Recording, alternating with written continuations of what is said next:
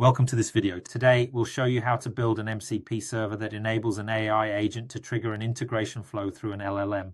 There are a number of reasons why you would get the LLM to trigger a workflow rather than perform the actions directly against the API.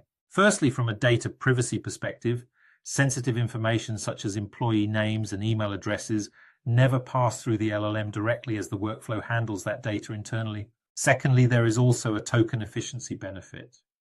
If your employee list contains hundreds or thousands of records, processing all of that data through the LLM would consume a significant number of tokens, so offloading the bulk operation to the workflow saves cost and improves performance. Whilst not relevant to this example, the benefit of a triggered workflow is that it will programmatically execute in the same way every time, 100% predictable. So let's walk through the setup process step by step using a practical example, broadcasting an announcement to all employees.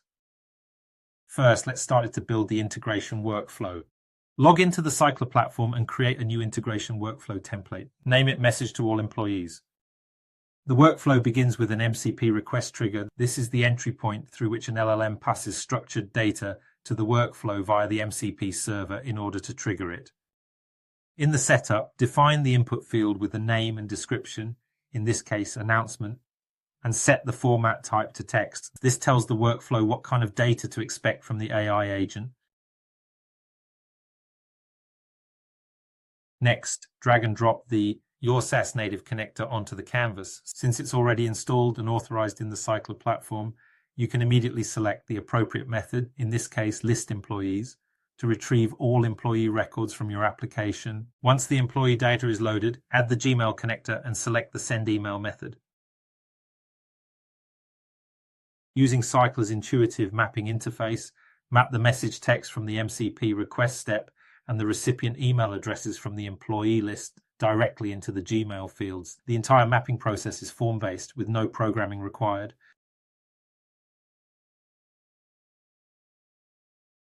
Finally, add an MCP response step at the end of the workflow. This returns a confirmation message back to the LLM, in this case a simple text response to confirm that the message has been sent successfully. Once everything is configured, publish the template and run the release to make it live. Next, create a new MCP server. Give it a clear name and a brief description that reflects its purpose.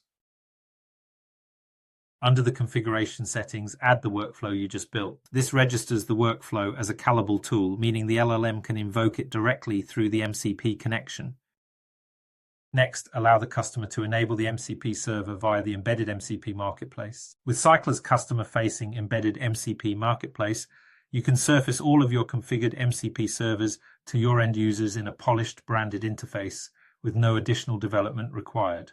End users simply browse the marketplace and click to enable the MCP server they need. Once activated, the platform automatically generates the MCP server URL, client ID, and client secret, all based on OAuth 2.0, ready for the user to connect their preferred MCP client. The end user opens Claude Desktop, navigates to Settings, then Connectors, and adds a custom connector using the URL and credentials generated in the previous step. Once connected, the Message to All Employees tool becomes available directly within Claude. The AI agent can now call this workflow on demand.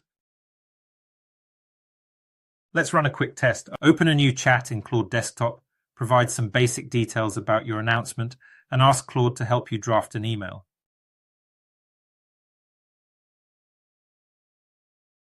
Once you're satisfied with the content and tone, confirm your approval and Claude will automatically trigger the workflow in the background, sending the announcement email through the MCP connection and returning a summary of the actions taken.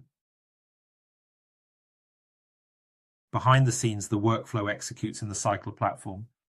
The LLM did not get access to the employee information and was able to execute the process with minimal token consumption. Thank you for watching, and we'll see you in the next episode.